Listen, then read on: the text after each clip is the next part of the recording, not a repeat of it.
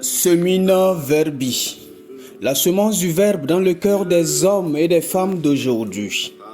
Homélie du deuxième dimanche de Pâques, année A, par l'abbé Christophe Larré, prêtre du clergé diocésain de Dapang au Togo.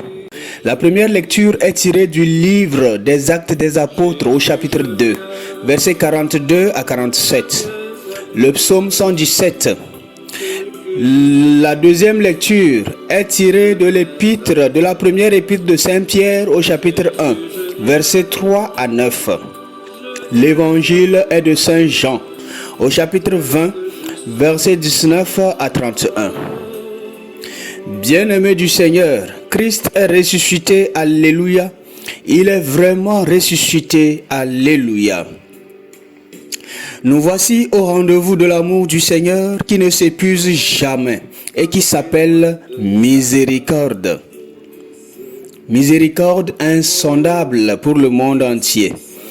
À juste titre, le deuxième dimanche de Pâques a été intitulé comme dimanche de la miséricorde par le Saint-Pape Jean-Paul II, le 30 avril de l'an 2000, lors de la canonisation de la sœur Faustine, à qui Jésus miséricordieux a confié la mission de répandre le message de la miséricorde divine.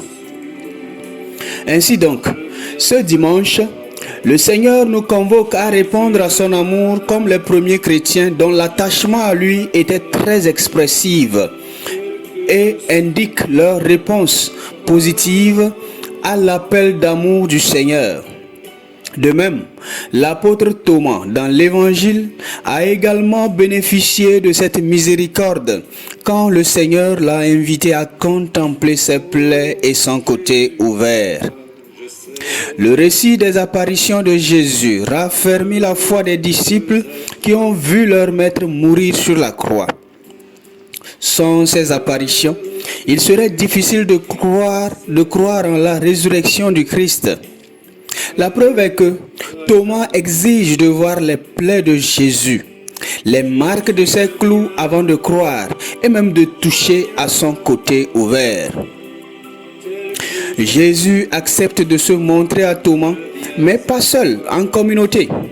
Il accepte de se soumettre à la preuve exigée par Thomas et en contrepartie, Jésus lui demande de croire.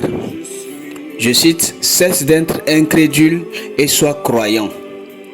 Il y a là une sorte d'unité, de tendance que Jésus réalise en donnant à tous ses disciples le privilège de le voir après sa mort. Ainsi, nul d'entre eux ne dirait le contraire quant à la conviction qu'il est vraiment ressuscité. De l'incrédulité de Thomas, on en vient à une grande expression, à une grande profession de la foi qui dit de Jésus qu'il est Dieu.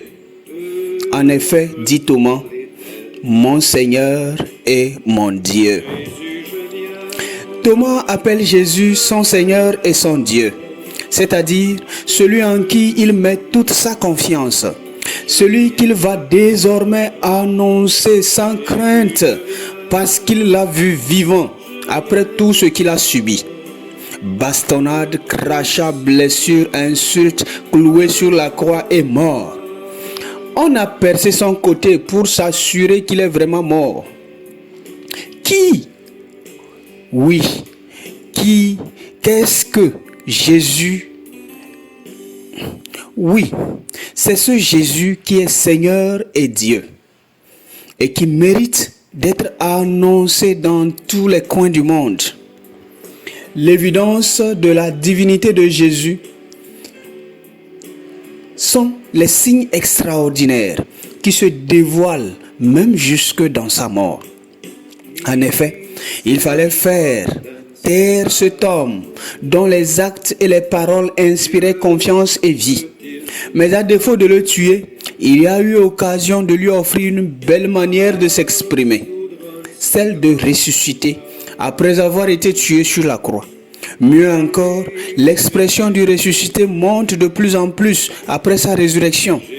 Il ne s'agit plus seulement du fait que le tombeau soit vide, ni du fait qu'il ait des apparitions du ressuscité, mais bien plus des actes de guérison dont sont capables les apôtres du ressuscité, car en son nom, ils guérissent les malades.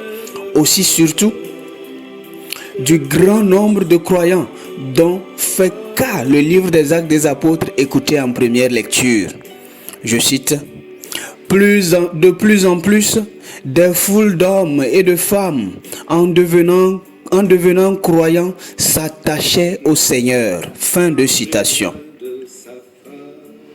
Bien-aimés du Seigneur, notre Seigneur Jésus-Christ est mort et ressuscité par pure miséricorde pour l'homme.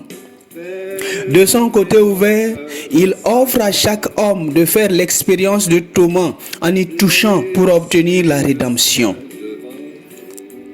C'est de ce côté ouvert, en plus, qu'est né le baptême, d'où jaillit l'eau qui nous baptise, qu'est née l'Église qui sanctifie le monde entier.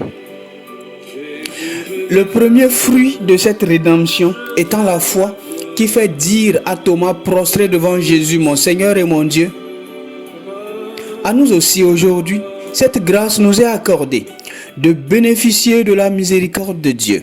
Il suffit d'ouvrir le cœur pour accueillir Jésus comme notre Seigneur et notre Dieu, tout comme Thomas et comme cette multitude de croyants dont parle la première lecture.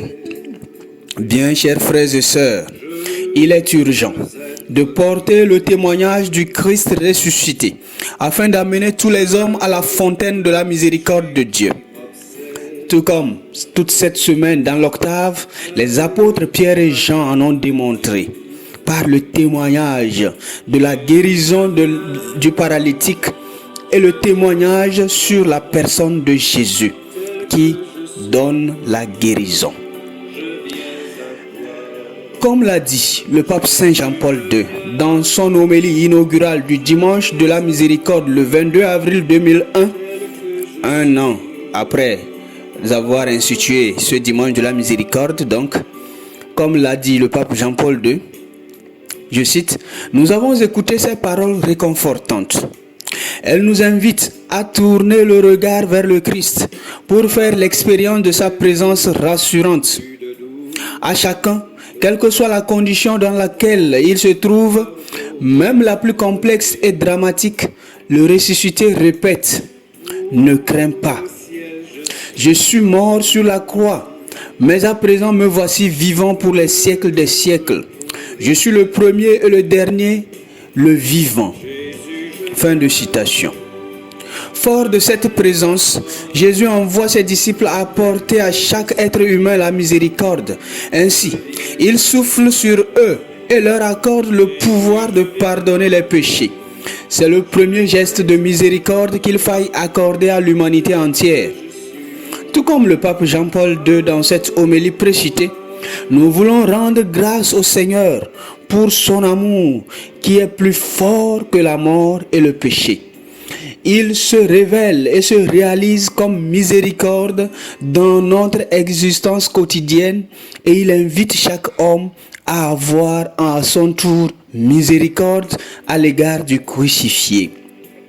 Le programme de vie de chaque baptisé et de l'Église tout entière n'est-il pas précisément d'aimer Dieu et d'aimer son prochain et même ses ennemis, chose que vous ne trouverez nulle part, dans aucun enseignement d'une personne aussi grande qu'elle soit dans ce monde, vous trouverez cette expression « aimez vos ennemis ». Seul Jésus l'a fait. Suivons donc son exemple. Que cette Eucharistie soit un soutien dans notre élan de miséricorde les uns envers les autres. Amen. Je viens à toi, tel que je suis, prends-moi.